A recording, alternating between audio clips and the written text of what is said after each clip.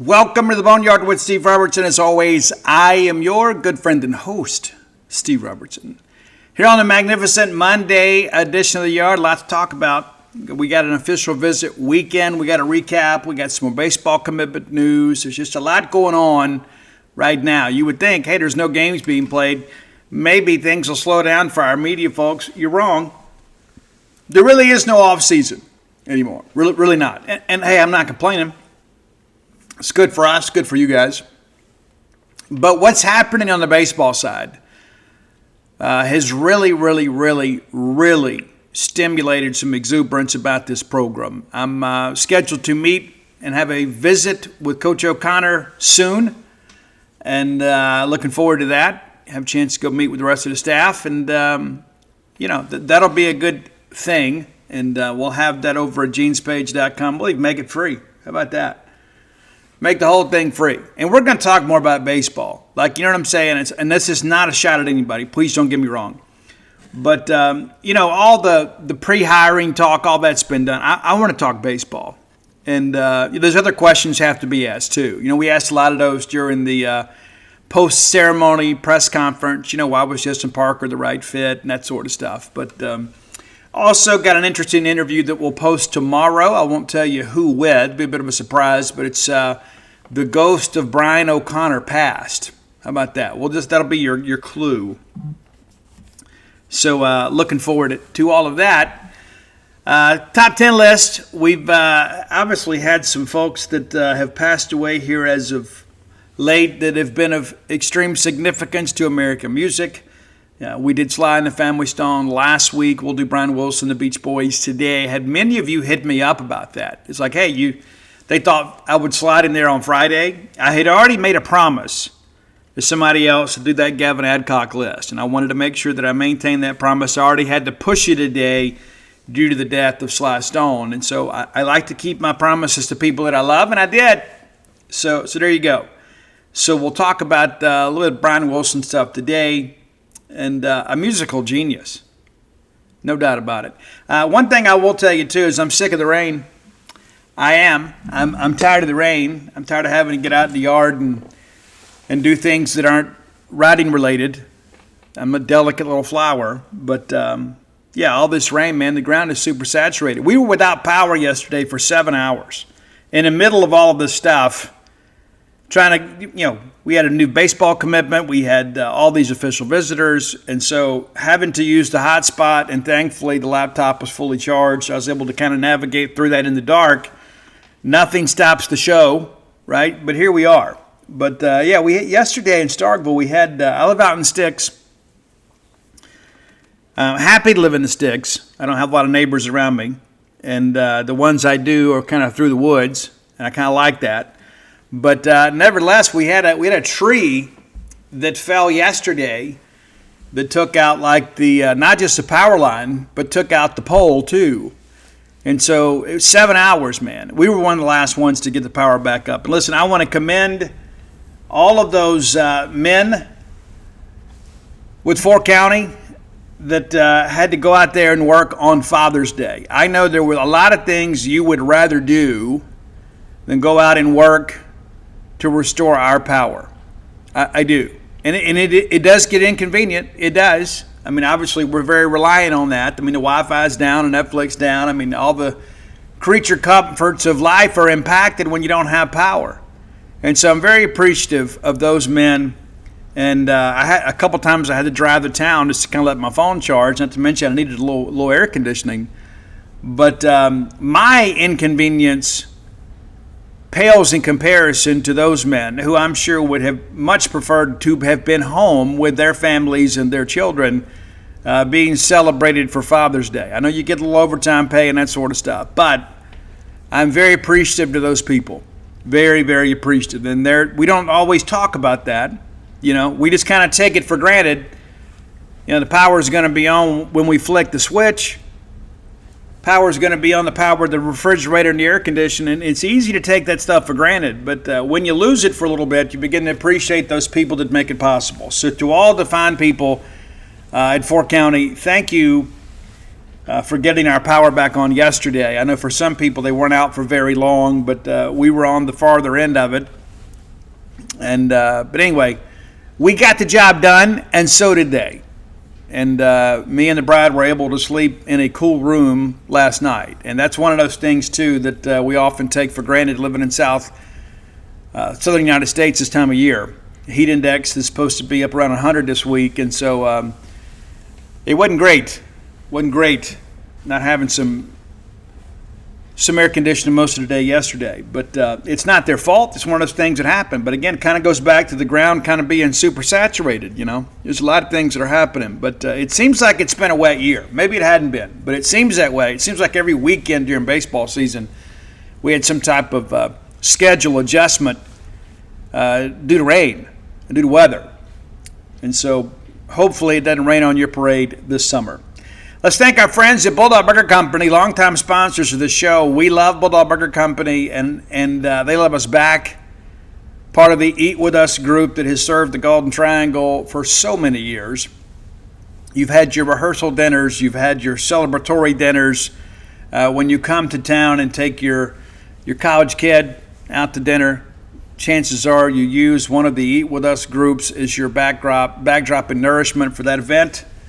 Bulldog Burger Company, clearly a family and fan favorite here in Starkville. That was the first one. Of course, they've opened two others. Of course, University Drive here in Starkville, Gloucester Street there in Tupelo, Lake Harbor Drive in the Ridge and Flowwood area. And you never know, Bulldog Burger Company may be coming to you at some point. We love it, man. We do. Get those spring rolls as your appetizer to make you and everybody around you better looking. Get that chocolate shake to go. You can ride that ride home with a smile. But the reason you go is you put your feet under their table, let them take care of everything else, and have one of those delicious restaurant-quality hamburgers.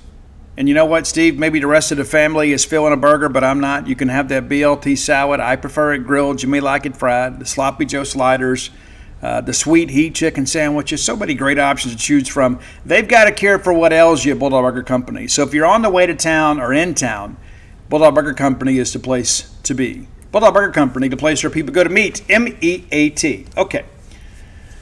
All right, several visitors this weekend. Actually, we had 17. We got one that we're still kind of, figuring out how to handle. But nevertheless, I believe we have interviewed everybody but one of the visitors. I think that's right. I think we've gotten everybody but Danny Beal, and he hadn't done much media. I've had some correspondence with his coach. I reached out to him via text. That's kind of how it is sometimes. But Danny Beal, the highest-rated guy that visited this weekend, I'm told the visit went well. He is an interior defensive lineman. He is set to visit Missouri this weekend and will then begin to kind of make a decision. Mississippi State is in it for sure. Cherry Valley, Arkansas. Missouri's in it. Arkansas is in it. And it's so difficult to go into the natural state and beat Arkansas for a player they want. I was just thinking about when Auburn did that, several years ago. I've been doing this a long time. I think Auburn went in there and got the best two players in the state that year. It's way back when Houston Nutt was there. But, Danny Beal, very good player, would be a great addition. We'd like to be able to talk to him, but so far we haven't been able to do so. Kayvon, and I always mispronounce this. We're just going to call him Kayvon, but it's Conciaro out of Houston County High School. He's set to take a visit this weekend, and then we'll make a decision on July 11th. Mississippi State is very much in the mix here. As you guys know, we got Bull Mitchell and Ricky Johnson out of Houston County. Coach Bump's done a great job with that coaching staff. I remember speaking to the coach up there about Ricky and Bull, and he made the comment last year. He goes, hey, I got two more next year. Let me give Bump a call, And so maybe we've developed a little pipeline there in Warner Robins, Georgia. Super cool thing. All right, Cottrell Webb, had opportunity to communicate with him yesterday. Headed to Florida State this weekend. He is an edge, 6'3", 235. Kind of has a longer, expansive reach than I guess some people that maybe his stature normally do. Kid's got over 30 offers. The ranking is not commensurate, I think, with his tape or his offer sheet.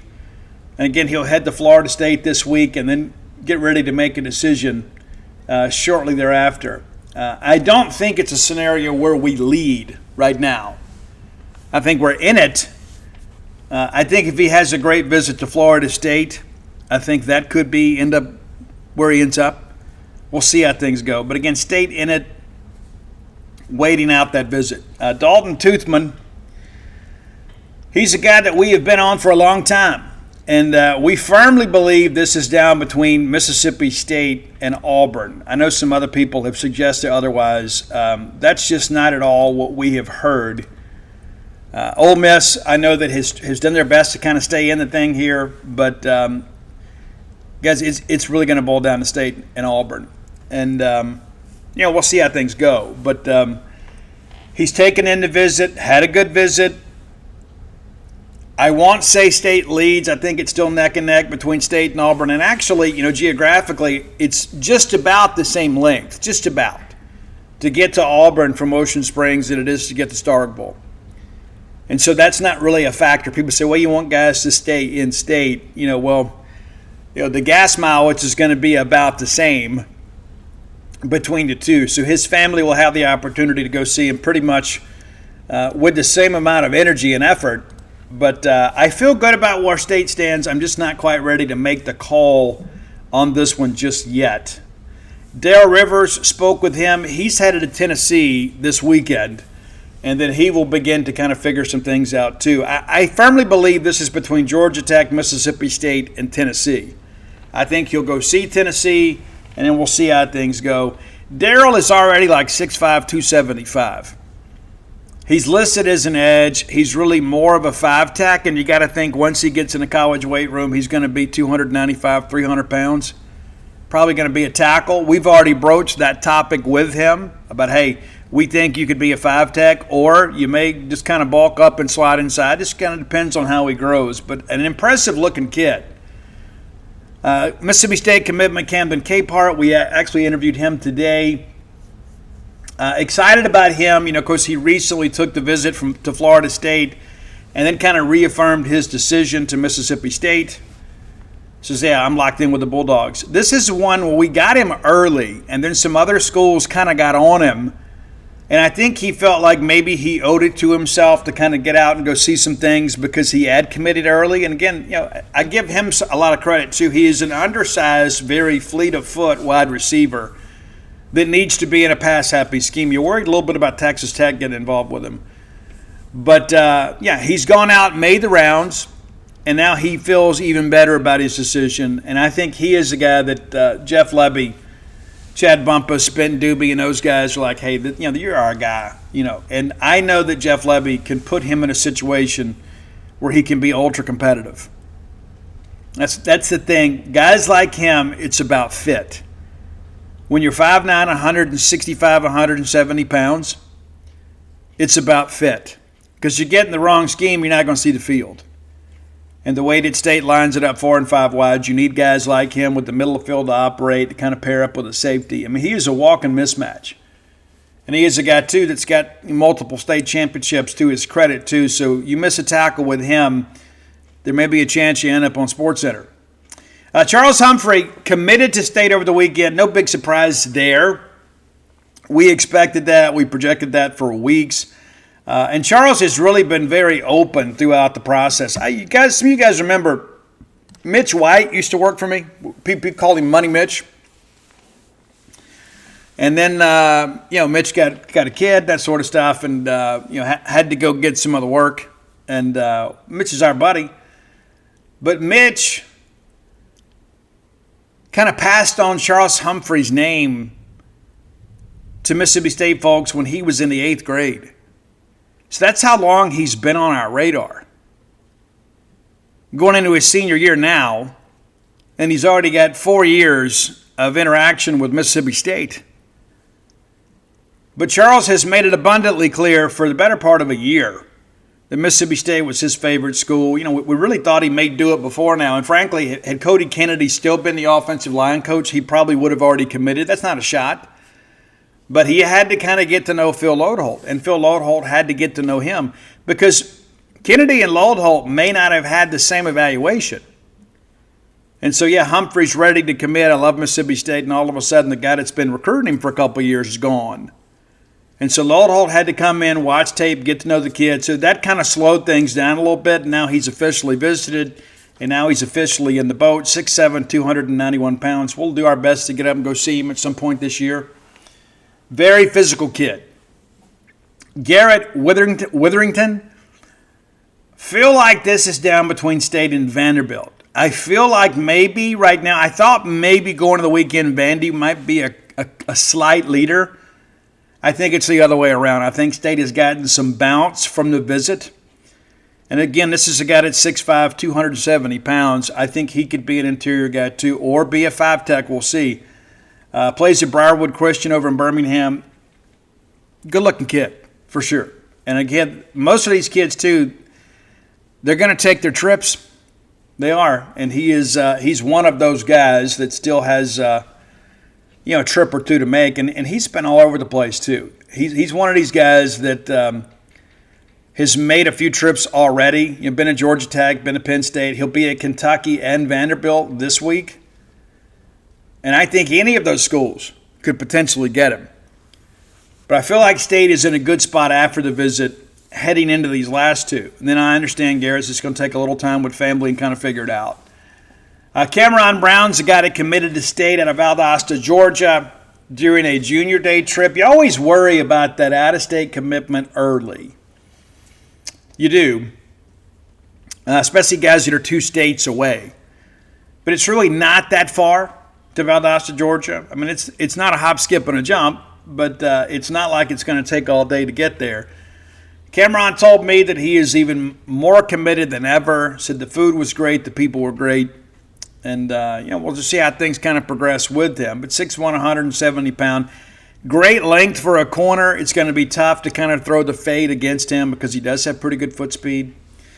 Colby Barrett, safety out of Baylor School in Chattanooga. He's a guy from the very beginning that Mississippi State kind of turned his head. He really likes Matt Barnes. I'd like to see some up-to-date 40 times on him. You look at the film, and he is a rangy guy that has some contact courage, but I'd like to see the foot speed a little bit better, right? And again, I haven't seen measurables from this year and times, but he's like 4.7, 4.8, last numbers that I saw. I think that's something that's got to improve. You guys can get a little bit quicker and faster, but that's just the one thing about him. But, of course, he's still locked in with State. And, again, 6'2", 190, could be a dude. We'll see. But I'd like to see some up-to-date times and measurables. Jax Pope out of Beaufort, Georgia. Really like him a lot. Jake Pope is his older brother who, of course, was at Alabama and Georgia, now at UNLV. Jack's a guy from Beaufort High School. They're a football factory. I mean, they're going to have Division I Power 4 signees every single year. Jax looks to be the next one, and I'm told that he has canceled his last visit. I can't remember who he was supposed to visit next week, but as of this morning, we're told he's done taking visits, which means Mississippi State would get the last visit. I feel really good about where State sits with him. I've already put a crystal ball pick in for him. Not sure when he's going to announce, but we are prepared for when he does. Jaden Ross from Ocean Springs, 6'6", 315-pounder, could play right tackle, could be an interior guy, just kind of depend on how things go. Jaden's the guy from the very beginning. I think State was his second offer. I think App State was first, and then Mississippi State. We have felt like he was going to be a Bulldog all along. He surprised everybody when he committed to Sacramento State, and people are like, Steve, what is this about? I said, there is no way that this sticks. No way. No family connection out there. It just didn't make a lot of sense. Basically what happens, they get you on the phone, they gas you up a little bit, and you're like, okay, let's do it. It's easy to be committed to Sacramento State in March, really not so much later in the process because reality begins to set in. Like we talked about, taking early out-of-state commitments from 2 and 3 states away is a dicey proposition. Taking a kid when you're in California out of Mississippi, that kid's never coming. It's not going to happen. Never, ever doubted that Jaden Ross would eventually come back around and pick with a school closer to home. Doesn't have a great offer sheet. Got a lot of offers, mainly from the G5, but I like him. If Phil Lodeholt likes him, I like him too. I think also the Emmanuel Tucker situation probably has some bearing here too. Tucker decommits and then commits to LSU. And it's a really good year for offensive linemen in the state. Hayden Ainsworth announced from Nebraska earlier today. Some big guys within the state, and you got to make sure you get your share of them. And I think Ross is a step in that. But listen, I've had some people say, "Well, Steve, I've seen him. I don't think he's an SEC guy." And these are just fans, Here's the reality of that. Give me the guy that's 6'6", 300 pounds now. And in 2 years, I think Phil Loadholt turns him into a machine. That's how I feel.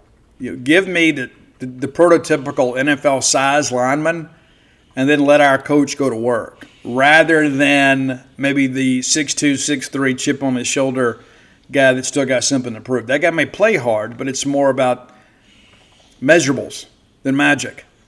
Yeah. The junkyard dog stuff works for a while, but in this league, you better have big-bodied people that can move others.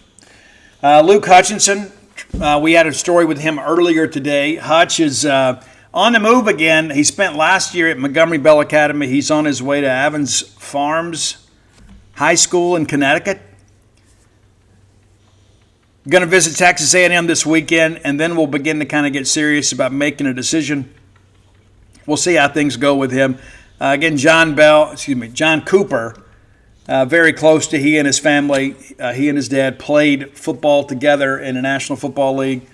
So Luke, a guy that obviously has been on our radar for the better part of 2 years now. I guess we met him last year at camp. But he's a guy, obviously, that Coop's been on, for a while. Offensive lineman Dylan Steen. Of course, you may recall that his older brother made the move from Virginia, Blake Steen, from Virginia to Mississippi State during the spring portal. Dylan was offered during that official visit, and then he comes back this weekend for his own official visit. He and the family are back. Of course, the Steen brothers have kind of been synonymous with good offensive line play at St. Thomas Aquinas down Fort Lauderdale, Florida. I've actually been there. Covered some practices for the offense-defense game down at STA. We're expecting good news there. Could have some good news before the end of the evening tonight.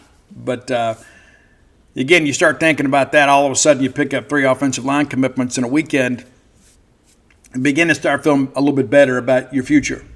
Maurice Jones Jr., this is a guy that he came in this weekend. We were expecting him to pull the trigger. We're still kind of waiting to hear what's going on with him, from him. There was some talk that he may commit today.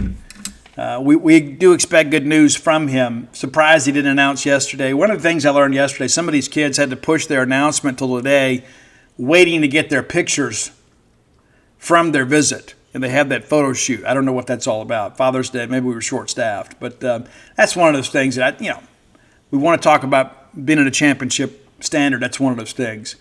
Marshall Smith from Collierville, Tennessee, he is really, really excited. He nearly committed over the weekend. 6'5", 245-pound edge, probably going to grow into a defensive end.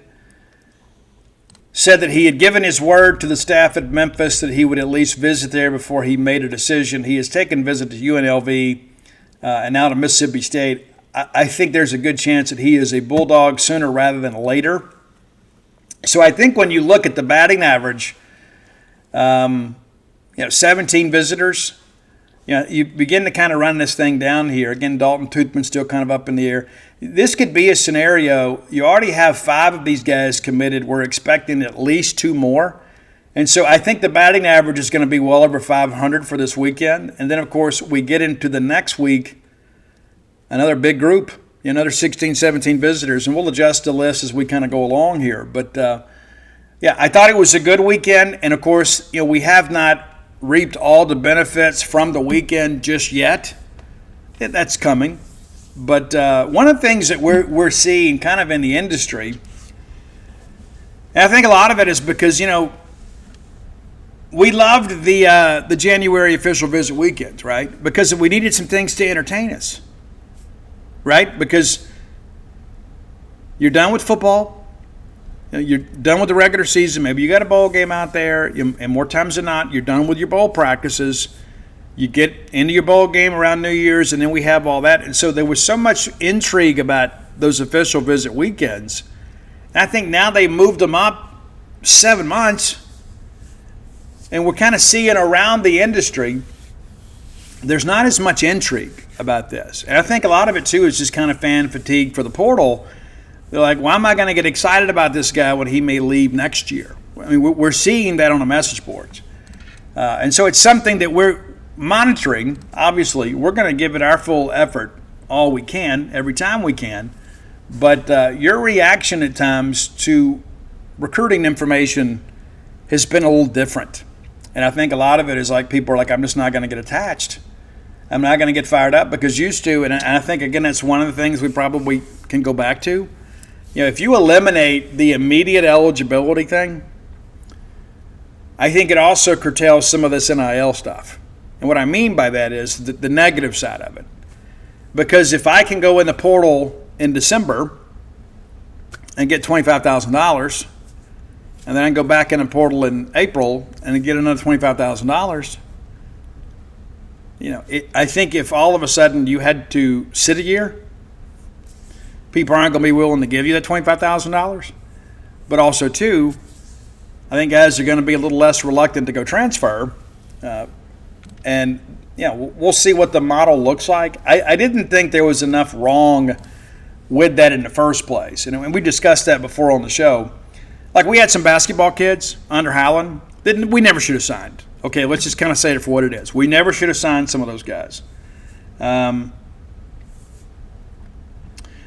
But they come in and they play sparingly, and then they decide to transfer to Alabama A&M or UAB or something like that. And then we were like, hey, we have no objection to the waiver. It's done. The school applies for immediate eligibility. Mississippi State signs off on it. There doesn't have to be a hearing. It's just done, right? There was nothing wrong with that. But if there weren't extenuating circumstances, if the two schools couldn't agree, then, you know, a decision had to be made or people had to sit a year. There was nothing wrong with that. There was nothing wrong with it. And people are like, oh, no, they should be treated like regular students. Well, they were treated like regular students. They just weren't treated like regular athletes. They could still go transfer from school to school. It's just they weren't able to have immediate eligibility. And there were a lot of people that were proponents of that, and it's kind of become a bit of a disaster. And I give a lot of people within our conference a lot of credit for this. There were some people that saw this coming. And they goes, you know what? They're going to tie NIL compensation to immediate eligibility and transfers, or we're going to have tampering out the wazoo, and we do. And now you get all these people that are not real licensed agents that are involved in this process, and everybody's just trying to get a paycheck for themselves. And they're exploiting many of these student athletes in order to do that. And I think the best way to curtail that is to go back to the one-year residency rule, or the sit-out rule as it used to be in the old days. There's nothing wrong with that. And again, if the two schools are mutually agreed that a kid should be able to play, especially if you sign a guy and maybe he's not as good as you thought, or maybe you have a player comes back you weren't expecting to, then you can get together and say, you know what, hey, this kid wants to go play at Southern Miss. We have no objection to that, and be done with it. It's really not a big deal. But they've made it a big deal, and they've made a mess of this. And hopefully once this House settlement thing is finally resolved, of course, the ruling has been made, and there's already some things in place now. And there'll be other lawsuits. There's already some Title IX legislation out there. But I think the issue that they're going to run into is this is a revenue-sharing model. In order to really have a claim to get a bigger share of the revenue, I think one has to actually create revenue. If your sport is essentially subsidized by the bigger sports that generate revenue, I think you're going to have a difficult time making this a Title IX thing. That's just my opinion. I'm not a lawyer. I don't play one on the internet. But I think that these lawsuits, in many respects, while well-intended, are probably not going to yield the results that many of these people expect. And, of course, some bad weather must be coming because my German Shepherd is now trying to get under the desk. So, but, yeah, that's where we are with this official visit weekend. We will give you an up-to-date list of expected visitors on Friday and kind of get you prepared for that. But, again, we expect Another good group. Chris Brunson's a guy that we expected to visit this weekend. He committed to Louisville earlier today. Not sure if he's going to make the trip. We'll confirm all that. We do our best to kind of check in and confirm with everybody before those visits take place. But we'll keep you abreast of that throughout the week. It's time for our Close with Blair Player of the Day, and that's going to be Charles Humphrey. I know he hasn't played it down for Mississippi State yet, but it would have been very easy for a player like Charles Humphrey with other opportunities to say, you know what, they got rid of the guy I wanted to play for, and so I'm going to look at other schools instead. He said, you know what, I'm going to give Coach Lodeholt a chance. He's built a great relationship with him, and now he is committed to Mississippi State. So Charles Humphrey, out of Bearden High School in Knoxville, Tennessee, it's your Close with Blair Player of the Day. Of course, Blair Chandler is the name behind Close with Blair. Phone number 601-500-2344. Again, 601-500-2344. I believe in keeping business in the Bulldog family whenever we can. I encourage you to do the same. Blair is true maroon as they come. Blair is a guy that's been doing this for 24 plus years. You get his expertise and know-how working for you. There's a life hack involved in all of this. Get that pre-qualification letter, especially if you're a new home buyer. You don't need to be shopping above your means. You get that starter house, you get a house you can easily afford and enjoy life, right? Debt-to-income ratio is important. Blair's not going to put you in a property where perhaps that you're having to be stressed out all the time because you can't be home. Right? That's important, right? So whether you're looking for your first home, your next home, or your retirement home, look no further than closewithblair.com. All right, time for today's Top 10 list, brought to you by Kalido Guitars. That's C-A-L-I-D-O Guitars. And I understand their web traffic has picked up a little bit. You need to go ahead and push that purchase button. Again, I believe in keeping business within the family. This is a company owned and operated by Mississippi State people in Lake Jackson, Texas. The grandsons are part of the operation there too. Bulldogs through and through. And so I encourage you to give all of your guitar business, whether you're looking for a new guitar, and many of you are, right? Whether it be an acoustic, electric, classical, 12 strings, they can do it all, right? Name brand guitars available at a discounted price because you listen to this show. Right? Expertise, quality service before, during, and after the sale. Like you go buy something online somewhere, you may not be able to get a hold of anybody. We've all dealt with that. You get something and something's not quite right, and you can't get a hold of anybody. And you're dealing with some automated AI attendant. Well, you can call them or drop by the showroom and get service. Yeah, how about that? Now, some incentive to do business with them, whether you're looking for guitar cases, guitar accessories, gig bags, anything you need, guitar stands. I have one. I absolutely love it. Yeah, love it. You don't need your guitar just leaning up against the wall. So if you purchase through them, we'll give you a promo code BSR. That gets you a 10% discount. Right out of the gate, you're getting the Ken Folks discount for being a Boneyard listener. Then you get free shipping. Then, if you don't live in the state of Texas, you don't have to pay sales tax. On top of that, they will make a 5% donation to the Bulldog Excellence Fund based on your purchase. What could be better than that? Nothing, I submit to you. Kalido Guitars, C-A-L-I-D-O Guitars.com. Check them out today. Yeah, Brian Wilson passed away last week. A lot of people believe that Brian Wilson was an absolute savant, that he was a guy that understood very complicated harmonies. He really made California cool. He did, right? And that was a great time in California history, in the 60s and early 70s. You had a lot going on out there. Of course, all the Haight-Ashbury stuff came up in the late 60s. But, growing up as a kid, there was a lot of Beach Boy stuff. Of course, I'm a lot older than many of you listen to the show. But the Beach Boys were a huge deal. And a lot of people loved them, because they had this all-American look, and they talked about surfing, they talked about, high school and college romance and things of that nature. And every time you turned around, they were like selling Beach Boys' greatest hits albums on cable TV. Remember all that? Yeah, when music used to be fun, that's what they used to say. Music's always been fun. But we have not done the Beach Boys. So we're going to do it today in Brian Wilson's memory. Of course, he is a guy, too, a very complicated guy. He had dementia later in his life, and it's so unfortunate, But what's interesting about his life, he really kind of became a bit disenfranchised, kind of being labeled. Like, he had this clean-cut image. He kind of rebelled against that, got involved with LSD and all kind of stuff, wrote some tracks when he was under the influence of narcotics.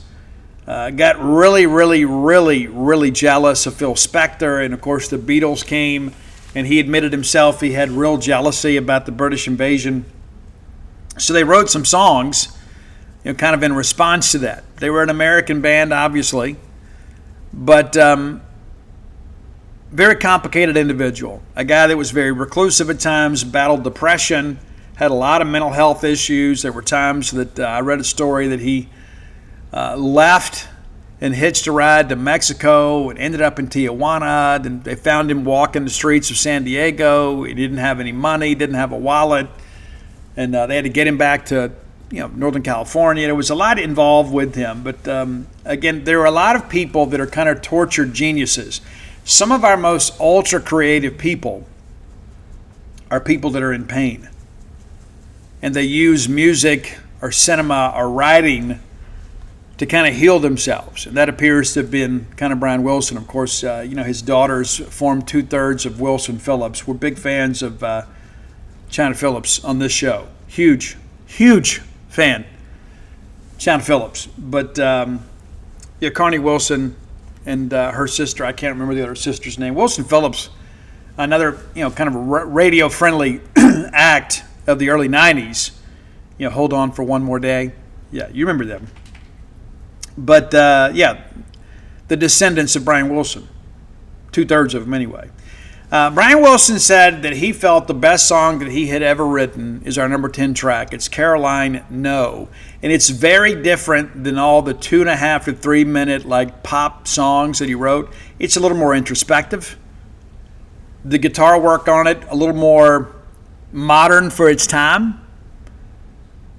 And you had a lot of that guitar work with the Beach Boys that kind of became synonymous with the California sound. This was a little bit different. This was more Southern California, extreme Southern California in some respects. Number 9, a song that everybody should know. And again, they were very poppy, and they kind of wrote to the teenagers of the day. But it's Be True to Your School, your number 9 track. That message still stands today. Number 8, they had a big reunion, I guess you could say, kind of a resurgence. And many of you remember Cocktail and all that kind of stuff. Great movie with Tom Cruise. Elizabeth Shue, big fan of her too. Huge fan of Elizabeth Shue. But the song Kokomo, that was one of those songs that it still gets played. It's been a huge hit. But again, it just kind of speaks to the genius of Brian Wilson that even generations later, he could write very meaningful and infectious type pop songs. Number 7, God Only Knows. And Paul McCartney tweeted out yesterday after Brian Wilson had passed away, how will we go on without Brian Wilson? God only knows. So kind of paying tribute to this great track. But, basically it's about a breakup. It's like, how will I go on? Number 6, another song about a breakup. The old adage out there, the best way to get over somebody is to get under somebody else. This is it. Help me, Rhonda. Help me, Rhonda. Help me get her out of my heart. Not the best way, just so you know. Not the healthiest way anyway. Maybe the funnest way, but not the healthiest way to get over a breakup. There's a lot of people, and again, I don't want to be too preachy today, but there's a lot of people, it's like they're chronically coupling, right? You know what I mean? There's a lot of people that need validation from another person to feel okay about themselves, even if it's not a great relationship, just knowing they have somebody, right? That kind of speaks to this whole thing. Number 5, one of the biggest hits of the Beach Boys catalog. I love it. I don't like it as much as the songs that are ahead of it, but Surfing USA, because if everybody had an ocean, across the USA. They'd want us to go surfing. And that was the thing, too. California seemed so cool, right? I remember being a kid and watching all this stuff. It's like, man, I want to go to California. I want to learn to surf. I want to get those beach bunnies to date me. You know what I mean? That's how it felt. I mean, growing up in rural Mississippi, there was almost this feeling of like, hey, they're just living life so much better than us out there. I don't think we feel that way today, but we did back then. Number 4, and this was one of those songs kind of in response to the Beatles making their way to the United States and to the record charts, but it's I Get Around. And I enjoyed the bass line on this. And the thing that I enjoy, too, so much about these Beach Boys songs, not just the complicated harmonies, but it's like, even though there was like a scarlet thread to it all that kind of said, hey, that's the Beach Boys sound, there was a lot of diversity in the catalog. And I think, the organ at times is a part of it, but I Get Around is one of those songs that I think kind of speaks to that generation. Number 3,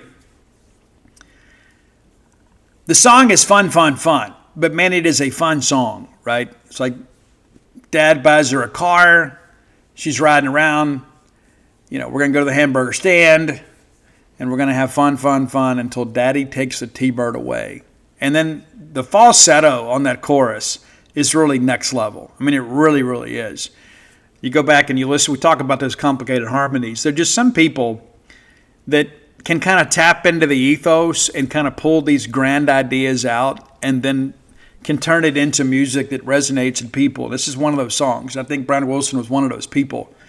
As I've read about him, sometimes in his drug-induced stupor, he felt that he could hear the angels. Interesting. Number 2, David Lee Roth did a cover of this off Crazy from the Heat, and I think it actually might have been better, than the original.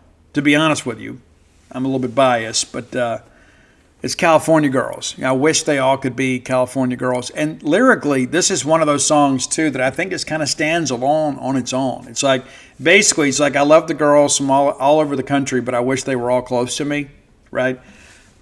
I wish they could all be California girls, the Southern girls with the way they talk. They knock me out when I'm down there. Yeah, interesting. And, Motley Crue kind of built a little bit upon that, too. They kind of use that, too. But number 1, a song that we could all appreciate, and again, it's one of those just kind of infectious songs. Musically, it's just so tight. It's just so good. And again, they use some of the lower register as part of the harmonies. And again, it was such a unique palette that Brian Wilson used to paint with. And this is, to me, I think, the quintessential Beach Boys song. It's Good Vibrations. And everybody's heard it a million times before. And so some songs feature the falsetto. This one features the low register. A lot of good stuff, but a lot of people very upset, obviously, about Brian Wilson passing away, even though we knew it was inevitable. Life is short, death is certain. But it makes us consider our own mortality when people from our youth pass away. It truly does. And very, very interesting.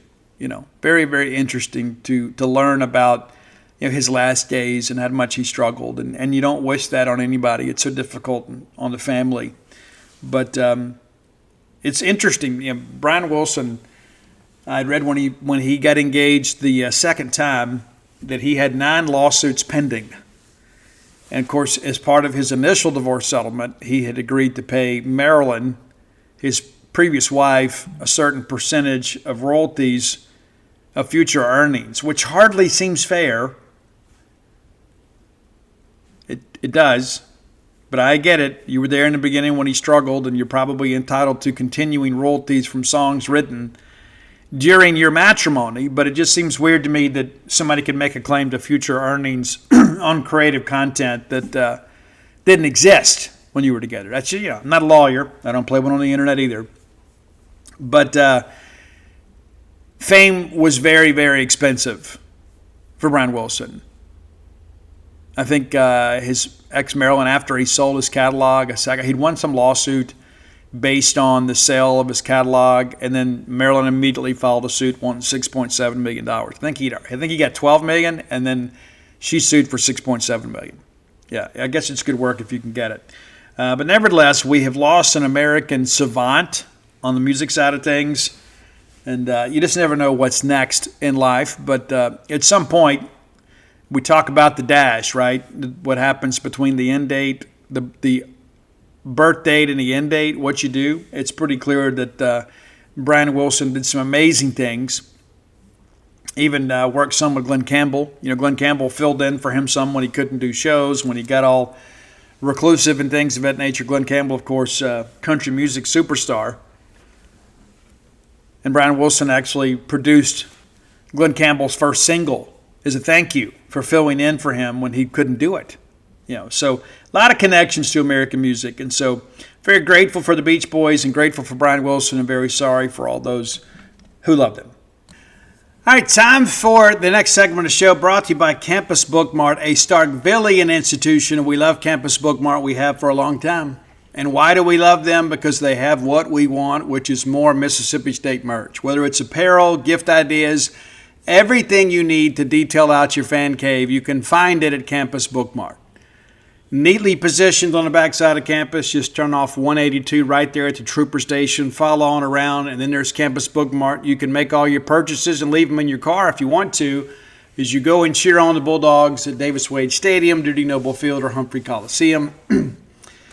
It's a great place to be. Now, if you can't make it to town, or perhaps game day is not a good shopping day for you, visit them online at campusbookmart.net. And by being a loyal Boneyard listener, we'll give you a phrase that pays, and that is BSR. That gets you free shipping on all orders over $75. Any order less than 75 bones, absolutely incomplete. As I mentioned last week, we're going to talk a lot more about football. We're going to take our first sneak peek at Southern Miss. We'll revisit this as we get a little bit closer to the season and get into game week, and we'll have a little more information about Southern Miss at that point. But former Bulldog running back coach Charles Huff is the head coach there. Did a really good job at Marshall. No ifs, ands, or buts about it. They did. Won the Sun Belt last year. Brought about 20 players with him to Hattiesburg, including Josh Moten, who may be one of the best players in the Sun Belt. But, looking back at last year, we'll take a quick look back. Honestly, I'm surprised the Will Hall thing didn't work. I mean, honest to goodness. That's truly how I felt. I thought he would do a really good job recruiting maybe the guys that Southern Miss normally got from Mississippi, that maybe State and Ole Miss recruited but didn't maybe offer, or offered and didn't push for commitments. I thought he could kind of make a living doing that. But Will, no longer there. The Golden Eagles went 1-11 last year and finished the year on a 10-game losing streak. Went 0-8 in Sun Belt play. Of course, last few of those games, interim coach Reed Stringer had the nod there. But they opened up last year with a loss at Kentucky, 31-0. We really thought that game may be a little more competitive because we didn't think Kentucky would be that strong. But it's so weird going to play at Kroger Field. I can't explain why it is, but it is. And a lot of it's got to do with those odd fronts that Kentucky employs. You don't see it very often. It changes so much. But you felt like Kentucky would have an athletic advantage. They did. They pick up a win over Southeastern of the FCS, their lone win of the year. That's a 35-10 game. And then South Florida.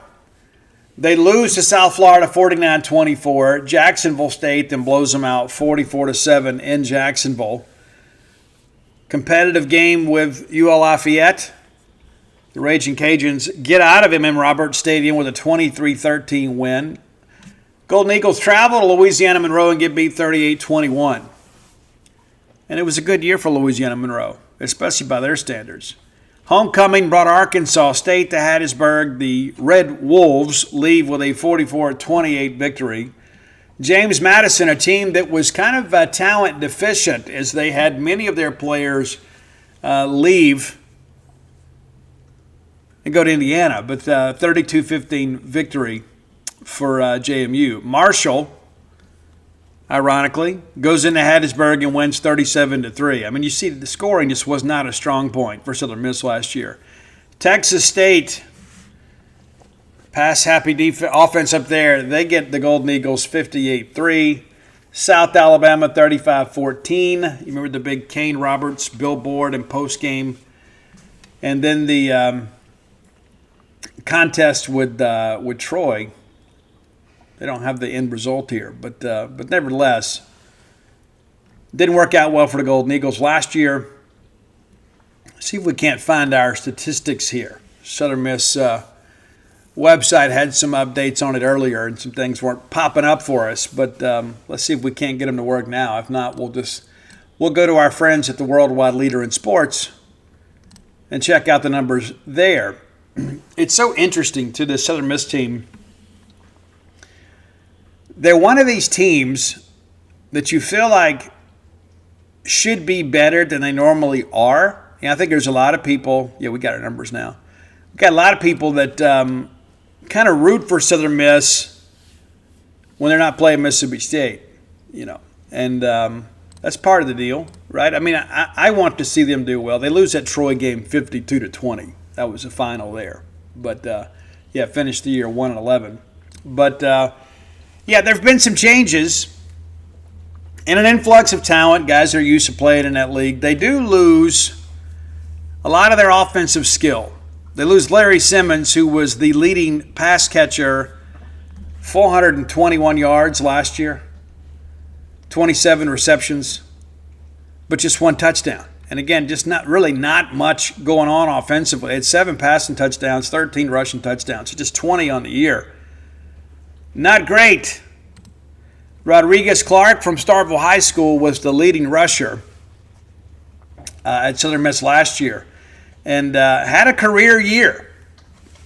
124 carries, 604 yards, but just the one touchdown. Maybe not the finisher we thought he was, but we like Drake for sure. Looking a little more into this, Tate Rodemaker was the primary passer last year. Ethan Crawford, of course, the guy that we played against. Tate Rodemaker, 985 yards passing, 7 touchdowns against 7 interceptions.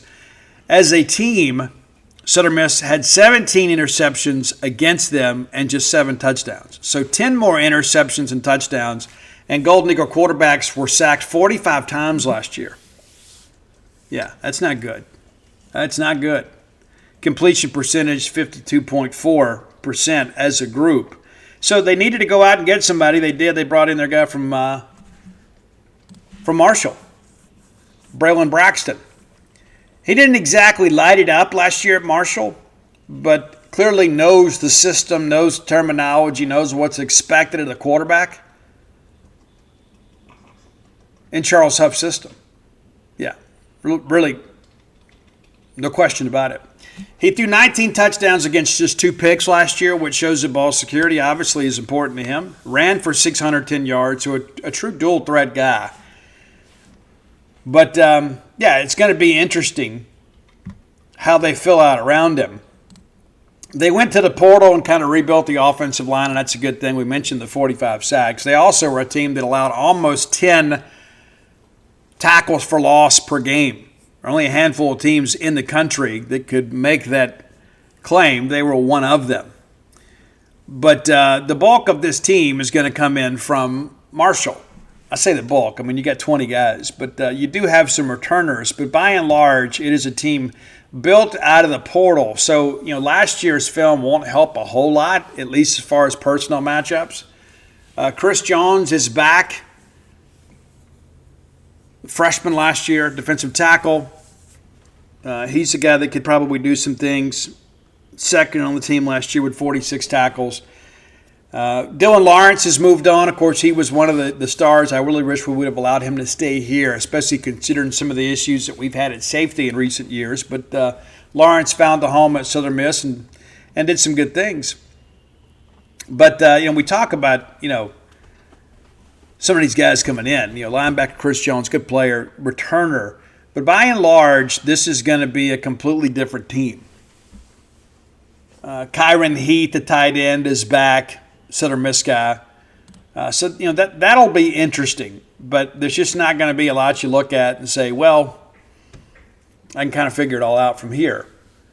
There's going to be some interesting wrinkles, I'm sure. Huff, they're going to want to beat us. There's no questions about it. Trey Pinckney, leading tackler's gone. Led the team last year with what was it? Oh, goodness, 74 tackles. Yeah, so he's gone, and that's a team that couldn't get off the field. But not a lot behind them. You know, we talked about Chris Jones with 46, but there's a lot of people behind them that just kind of contributed. There's some big names, too. Remember Elijah Sabatini, from Biloxi State, did not pursue him. Jalil Clemens, a guy from Starkville. Will James, former Mississippi State Bulldog, down there, had 35 tackles. And so there's going to be some names down there. But it's going to be a much different looking team. No ifs, ands, or buts about that. And again, with all those transfers, it's tough. It's tough to put it together in week one. So they open up with us, 11 a.m. in the South Mississippi heat on August 30th, at 11 a.m. kick. That'll be broadcast on ESPN.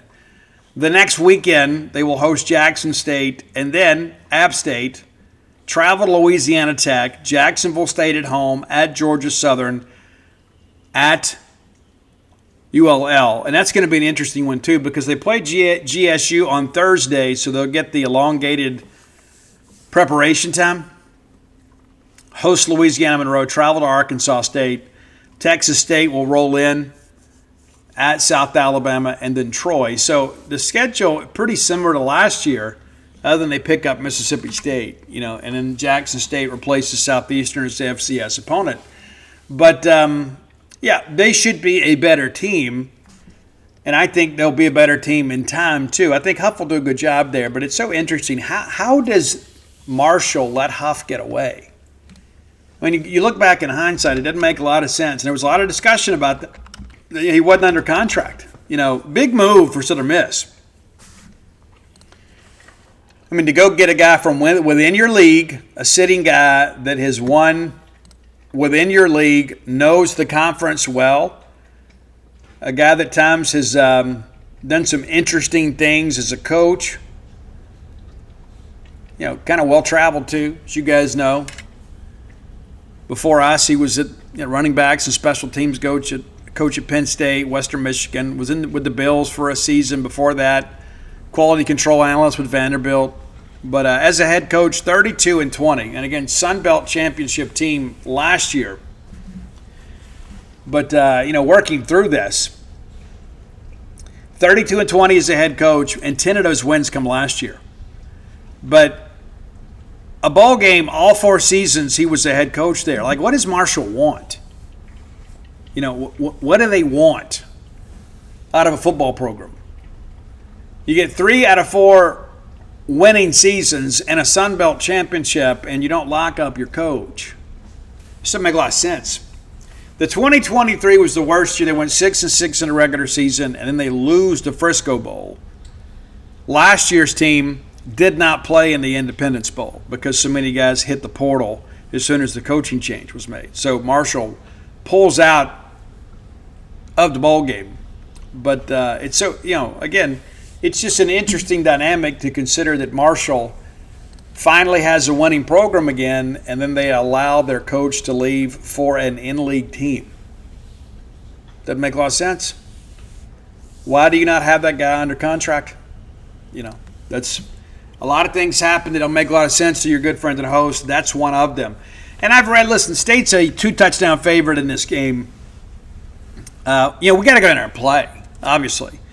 I know many of you, it would be difficult to get tickets to go to the game. You may have to pay more than you really want to, or you could stay home. We encourage you to come out there. I remember, last time we went down there, 2015, and it was a hostile environment. As a guy that grew up in South Mississippi, that was the thing back in those days. Some people were talking about, the big 3. Many people within our in-state media had Southern Miss and Mississippi State and Ole Miss kind of on the same level.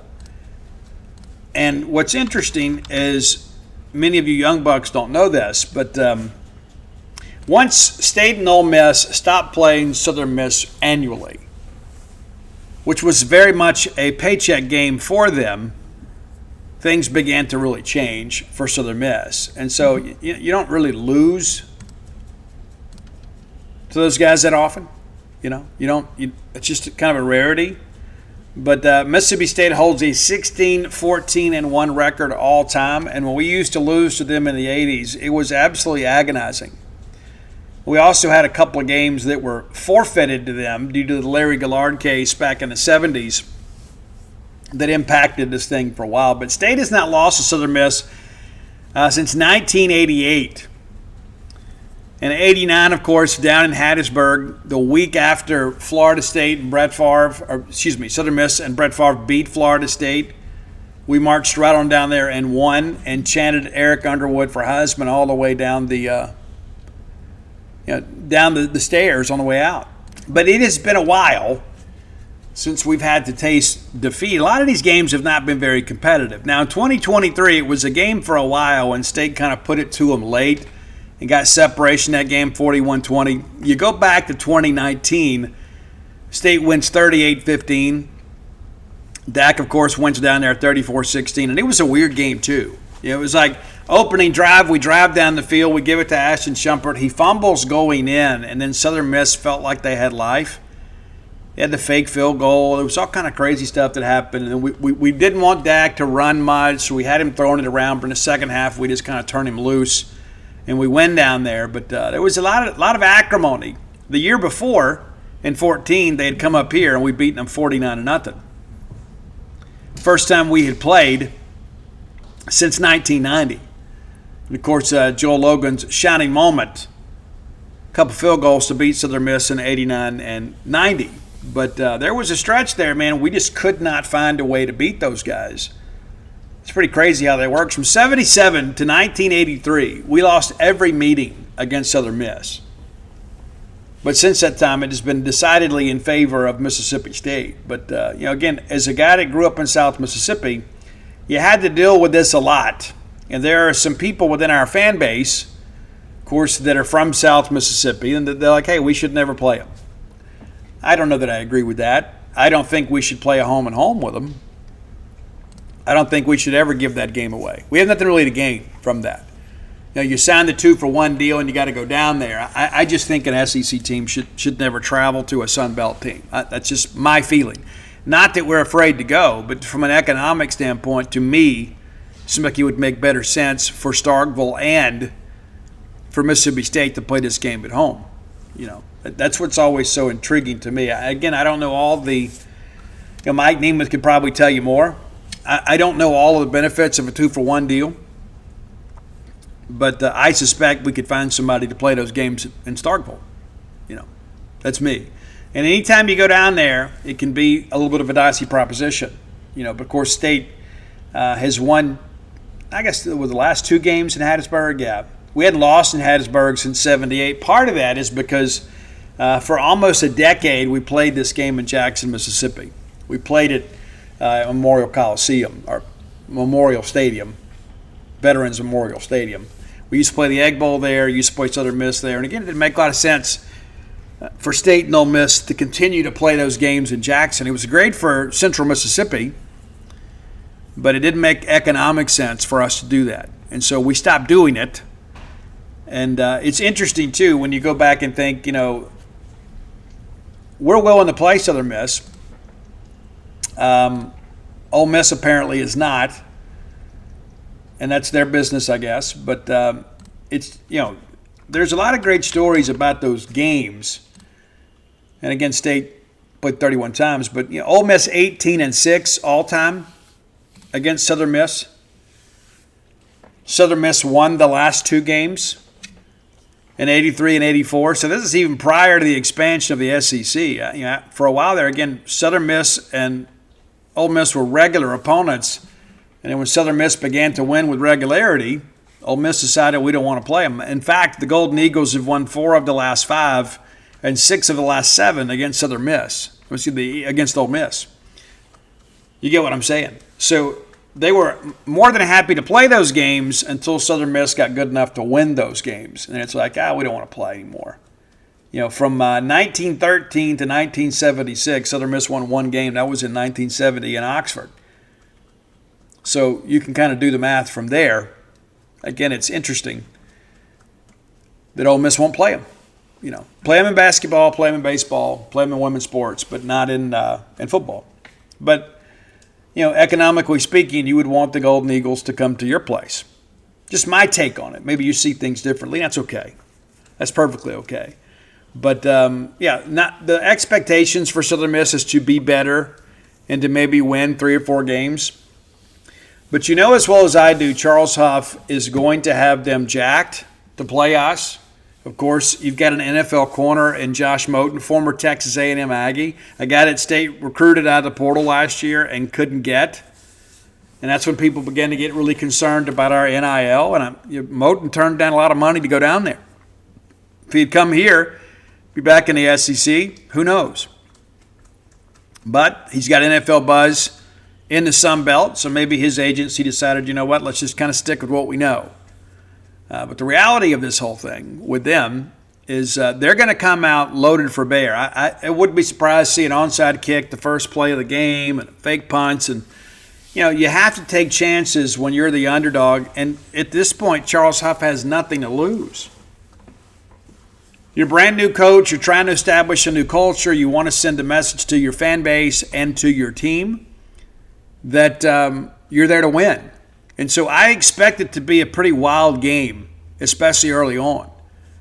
And again, with Moten out there on one side of the field, as much as we throw it, you got to be careful about that aspect of it too. That's a guy that can really play.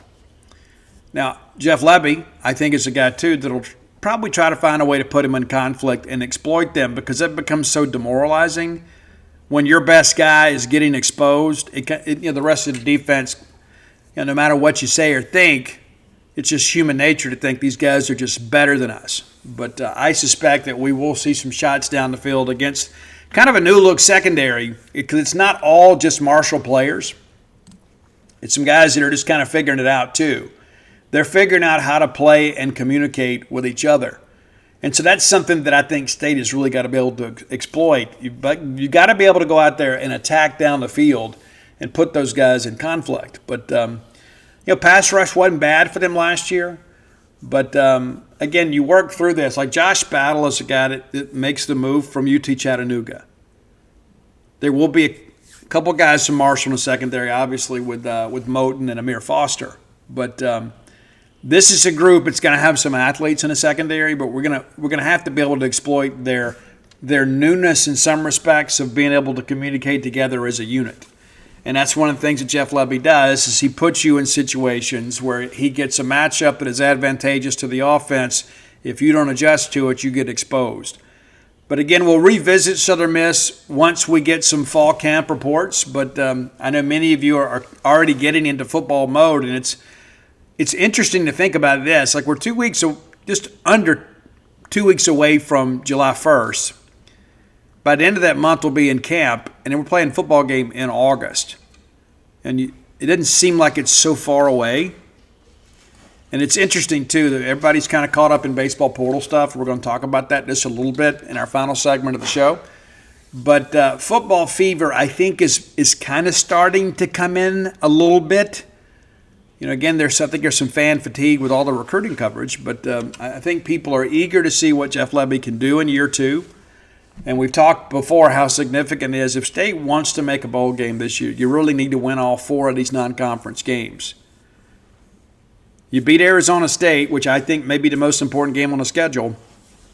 You set up really well against an SEC schedule that is always very, very challenging. But you get those 4 wins, and you get the dress rehearsal this year in many respects. Then you can kind of work from there. That's an important aspect of this thing. That's why this game is so important. The most important game is the next one, as always. But as fans, we can kind of look ahead and speculate.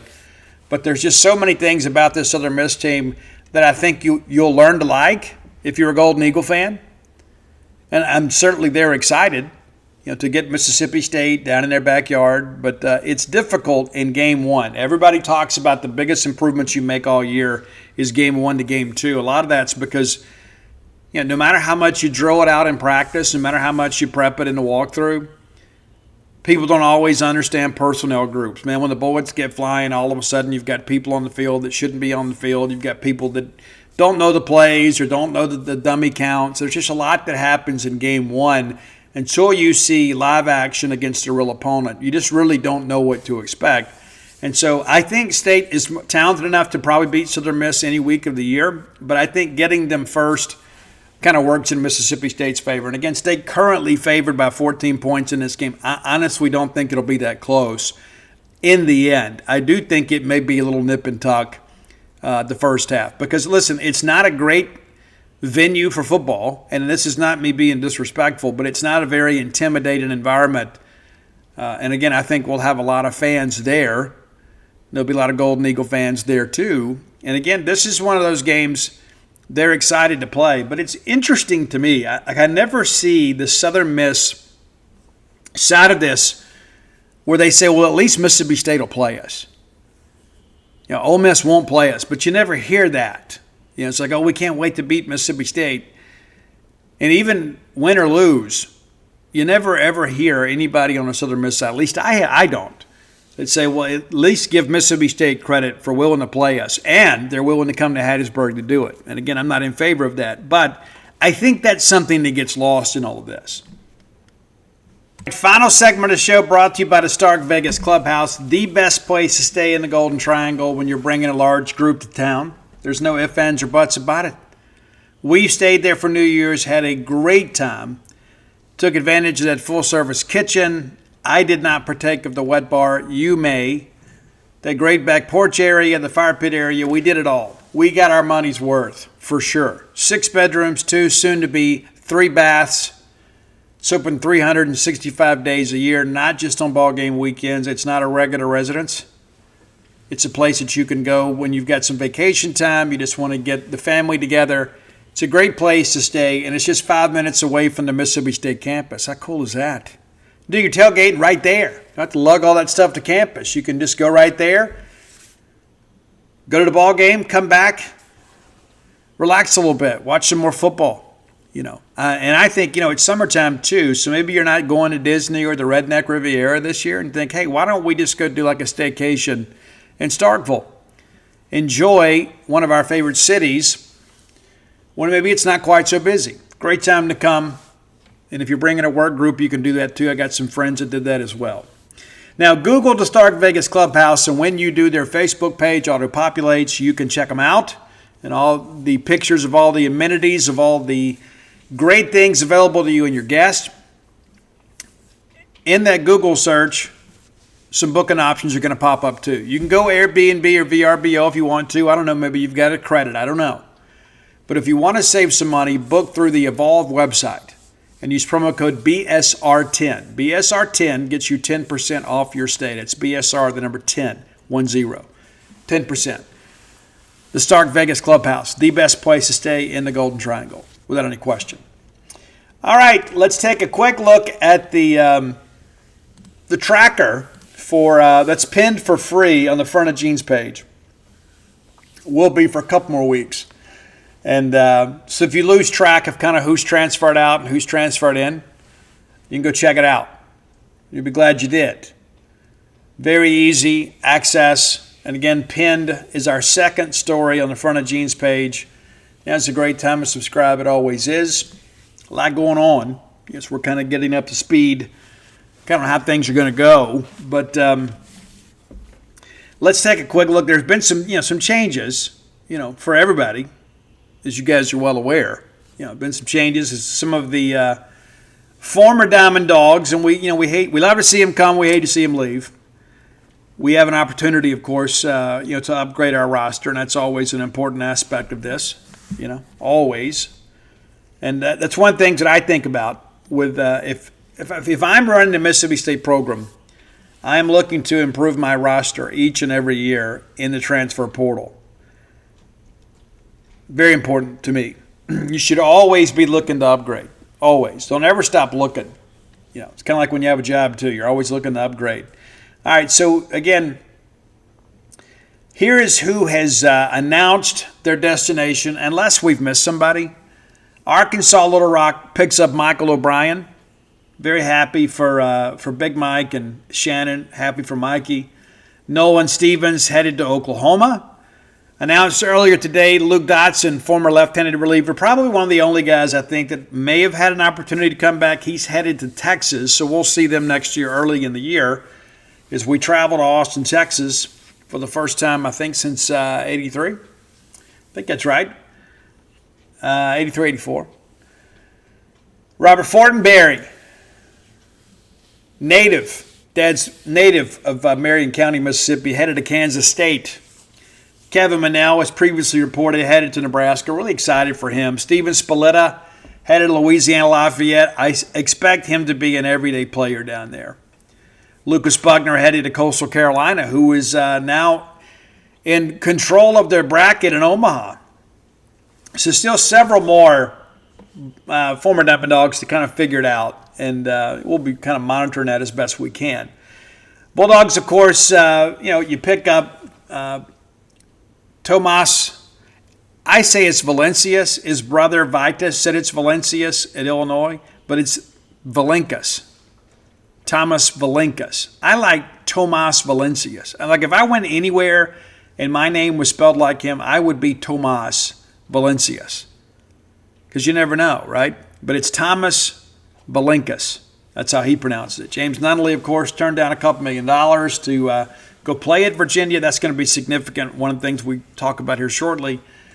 Sean James of Virginia, of course, part of the program. Aiden Teal from Virginia as well. And then you pick up Ryder Woodson, future shortstop from NC State. I've seen some people kind of debating that, where they think he'll play. He has been told from the staff he's expected to come in and compete for the starting shortstop position. Maddox Webb from the Citadel. We've discussed him. And then Jackson Logar from James Madison. Let's take a quick look at Jackson Logar. We'll check him out real quick here. And he was a guy that was in the rotation, I guess, at James Madison. What does that mean for us? Last year as a freshman, he made 22 appearances. So it's not like he just, is a guy that's just kind of figuring it out. I mean, he's had an opportunity to do some interesting things and work primarily as a bullpen hand, had 2 starts in 24, a couple of saves too, but 43 innings and had 43 Ks. So a strikeout per inning in D1 baseball. Now, granted, you're taking a big step up in competition, but you hope that your training kind of comes along with you in that respect. But looking at him this year, a much bigger workload. I mean, again, a lot of appearances for a freshman guy. But looking at him from 2025, in many respects, their leading pitcher, 15 appearances, 14 of them were starts. He had a 4-5 record with an ERA of 3.53. That led the team. He had 74 innings pitched. That also led the team. 50 hits, so well less than a hit per, and allowed 29 earned runs on those 50 hits. 72 Ks against 41 walks. And so that's a part of it. We got to get those walks down. But batting average against is 197. And so you got to be able to command things. But this is not a James Madison team that won a lot of games, but you're getting the best pitcher off that, their most effective pitcher from that staff. Led the team in just about every statistical category as a pitcher. So you feel like maybe you've got maybe he's your Sunday guy. Maybe that's how things work out. But we talked about the walks, but he also had 30 hit by pitches. And so kind of scratch and dent. Like you look at that, but you can clearly figure out the control has been an issue with him, and that's something that's going to have to be corrected as we move forward. But only allowed 9 earned runs. So that's a scenario, too, where he's kind of maybe pitched himself into some trouble, but has been able to pitch his way out of it. Now, the big news today, Jack Bauer, former Virginia commitment, is now a Mississippi State commitment. I've reached out to him. Hopefully we'll get him on the phone here soon. But 6'3", 175-pound pitcher from Frankfort, Illinois, that has set the national record. 103 miles per hour from the left, right? It's pretty crazy. An All-American, perfect game All-American, a perfect 10 rating from them, 18 months, 5 years of age. And people say, well, he's going to go pro. And he may. He may. But it's interesting that Brian O'Connor's had a lot of success getting these guys to come to school. And as he mentioned, how do you want to spend the next 3 years of your life? Well, I mean, that's a big part of it. And there are a lot of parents out there that'll tell you, kind of concerned about their teenager going out on the road in minor league baseball. You're often alone. And as Jake Mangum has shared with me multiple times, you're just not as close to those guys. It's not like in college where you do everything together. You just kind of go and make things happen. That's what you do, because it's a business at that point. And so Bauer, one of the best pitching prospects in the country, without any question whatsoever. And I think that's an important aspect of this too, is these are the kinds of guys that I believe that you're going to see. You're going to see Brian O'Connor routinely commit guys that have to make this kind of decision. And you're going to win some and you're going to lose some. And you know what? That's okay. That's kind of part of the deal, But in order for us to be the best at what we want to be, you got to chase the best talent. You can't say, well, I'm not going to commit that guy because he's going to go pro. We got 3 guys right now that I think most people probably agree that will have the opportunity to go pro this year. That's one of those things you look at and you begin to kind of wonder, what's going to happen with the current class. Are there going to be some guys that just don't have the relationship and decide, you know what, we're just going to kind of move on? Chris Simona sitting here, the coaches that recruited me are gone, outside of Justin Parker. But I think one of the things you got to be mindful of if you're Mississippi State is you have a coaching staff that has done a great job over the years developing first-round talent. Guys that may come in here as a 4th or 5th round guy, and now you've got better resources, you've got better facilities. And even in Virginia, and I tell you guys too, and I don't mean this disrespectfully, I was underwhelmed at Virginia, by what we saw. Like it just, it was a nice park. It was. The playing surface was great, but as far as like the amenities and the exterior of the stadium, it really wasn't anything to write home about. And so when guys were committing to Virginia, they were effectively committing to Brian O'Connor and his staff. And you have seen that in recent days. If you've read our interviews, we make all those things free when guys commit, that they have the opportunity, of course, to go pro, but they say, you know what, I want to play for this staff. And we've had guys in recent days that have committed to Mississippi State sight unseen. That's an important aspect of this thing too. That's about relationship building.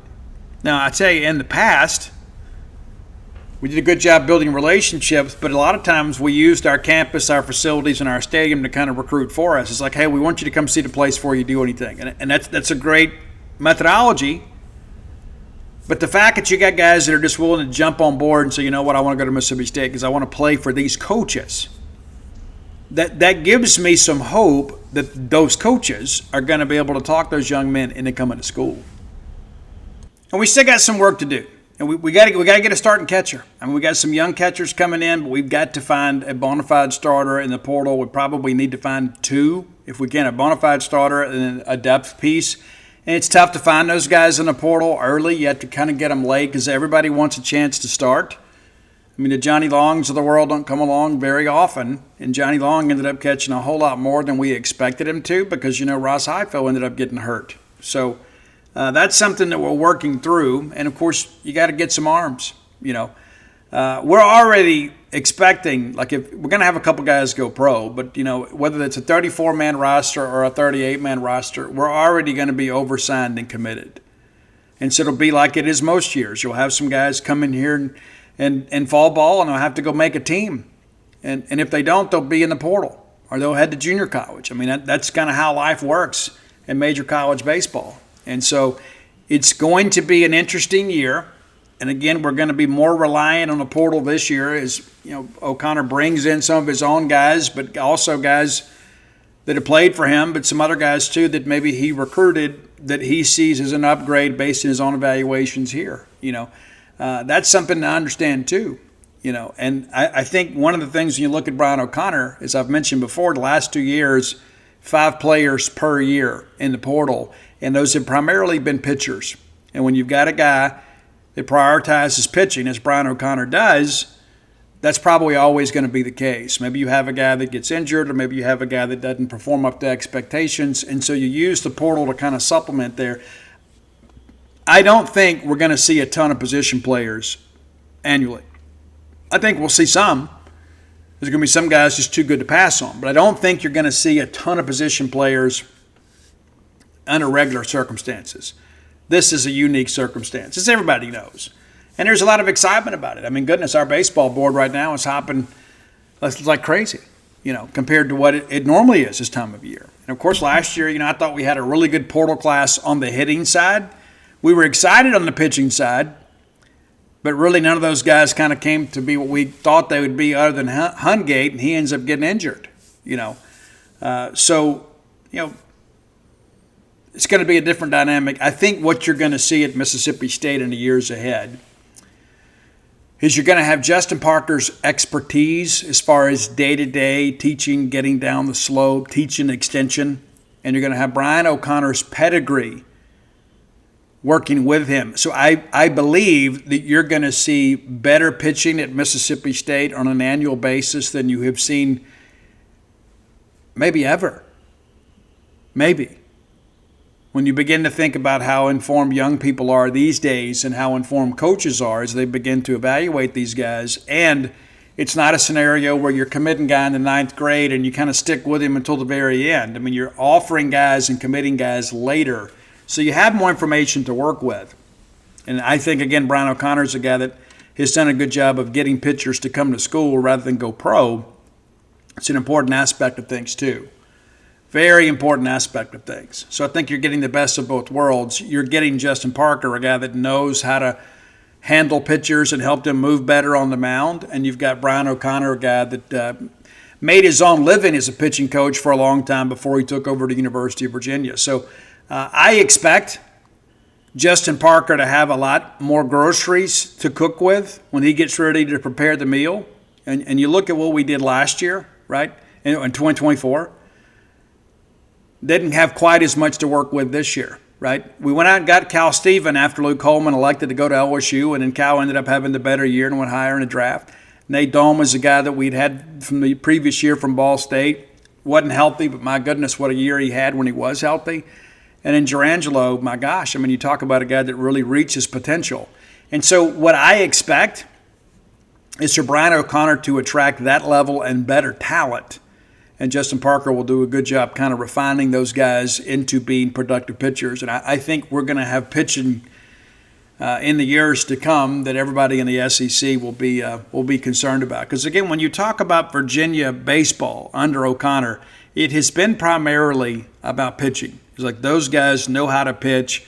Those guys are going to compete on the mound. They're going to have different arm slot guys, but they're going to have strike throwers. They're not going to be guys that go out there and walk the ballpark. And so as a result, I think you're going to see this pitching staff really take off in the years ahead. And this year may not be the year we want it to be, but I still think it'll be a better year than we had last year. And there were some guys last year that really competed hard for us, but I think the talent level from top to bottom is going to be better in that group. You think about Charlie Foster and Ryan McPherson, those guys coming back, and there's some other pieces out there that will probably take a jump this year, and then you kind of mesh them in with the arms you're bringing in. I think we are seeing the phoenix rising in many respects. I think Mississippi State pitching will be among the best in the Southeastern Conference. Real quickly before we get out of here, I'm trying to go watch LSU and UCLA. Arkansas ends Murray State's dream season. And America's team has been eliminated. The second team eliminated. Only 6 teams left playing baseball. But no hitter for Gage Wood from Arkansas. And I think the big ballpark helps the pitching But you've noticed the Arkansas offense has really not done a whole lot in its 2 games in Omaha. That's something to watch. I know they were the consensus favorite coming in, but that offense hadn't really traveled so far. And so it'll be interesting to see how this kind of emerges dynamically, because I think LSU and UCLA have enough pitching to make this thing kind of interesting.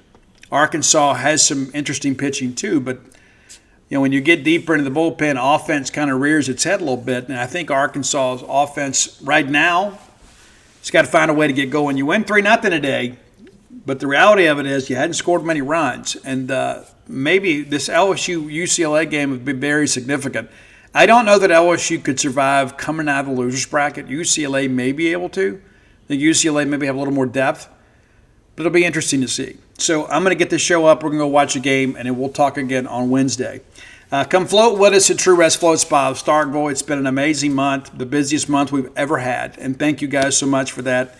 So many kind comments about my lovely bride. I don't get to see her much these days, but nevertheless, I appreciate your comments. People are like, man, Steve, she's great. That's why I married her. But that's been one of the fun parts of this, is to see you guys that have known me so well have an opportunity to know my family a little bit better. And, she's a rock star. I tell people all the time, she's never been in my shadow. She's always been the light to my path. Of course, it's 50% off genespage.com's annual membership right now. And go to DutyNobleBook.com. You get all my signed sports titles, plus When the Bottom Falls, right then and there. But until next time, let's all live our lives in a way we make more friends and enemies, and people can see a difference in the way we live.